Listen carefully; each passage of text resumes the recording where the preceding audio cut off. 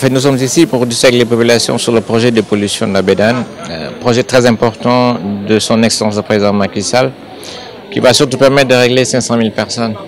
Mais un important projet comme ça, vous êtes obligé d'avoir une démarche inclusive, parler avec toutes les parties prenantes. Nous avons discuté avec le secteur privé, avec les partenaires techniques et financiers. La dernière étape, c'était discuter avec les usagers, les bénéficiaires, je vais dire.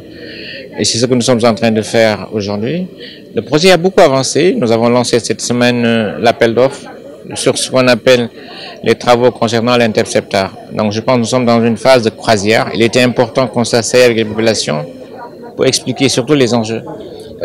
Ce projet n'est pas seulement un projet de l'ONAS, mais c'est un projet avec beaucoup d'acteurs, les populations, les partenaires techniques et financiers, et je pense l'ONAS. Donc il était important que cette communication puisse passer pour une appropriation des projets par l'ensemble des populations. Depuis les années 80 jusqu'à présent, nous ne cesserons en tant que population vraiment de tirer sur la sonnette d'alarme et de lancer des cris de cœur parce que notre outil le plus performant pour nos ressources humaines vient de perdre sa superbe.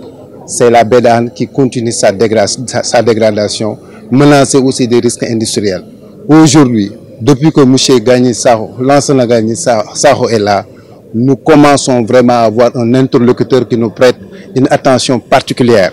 Donc c'est la raison pour laquelle aujourd'hui, on a mobilisé plus de 400 personnes, rien que pour informer les populations. Mais je pense bien que c'est une première étape pour aller descendre au niveau des quartiers, informer tout le monde. Nous, en tant qu'institution, la première des choses que l'ensemble des maires décident de faire un portage institutionnel, d'être plus près des populations et accompagner le processus jusqu'à terme. C'est la raison pour laquelle nous ne cesserons jamais de remercier vraiment les populations. Parce qu'il y a des acteurs trentenaires comme des acteurs qui viennent d'arriver. Parce que c'est un processus, c'est comme un train. Il y a des gens qui descendent de gare en gare. Aujourd'hui, le processus est enclenché. Et comme vous voyez la réaction et le comportement des populations, chacun veut s'exprimer. Pourtant, l'essentiel a été dit, mais cela montre seulement le degré d'engagement. Donc, nous remercions les autorités locales de Thiaroye, de Mbao, de Dalifort, d'Anne Bel-Air, mais surtout de l'État du Sénégal. Et nous ne cesserons jamais aussi de remercier le représentant de l'État qui est le préfet ici présent. Cela vous montre que M. Sakho, vous serez accompagné et vous serez vraiment soutenu par l'ensemble des maires que nous sommes. Normalement, les appels d'offres, les entreprises ont 45 jours pour se missionner. L'instruction peut prendre un mois. Mais je pense que le plus important, c'est que nous sommes arrivés dans une phase où il ne peut plus y avoir de retour en arrière. Je pense qu'il y a 2 ans, il y a 3 ans, personne ne pensait qu'on aurait pu arriver à cette étape. Je pense que le plus important, c'est arriver à un démarrage effectif des travaux.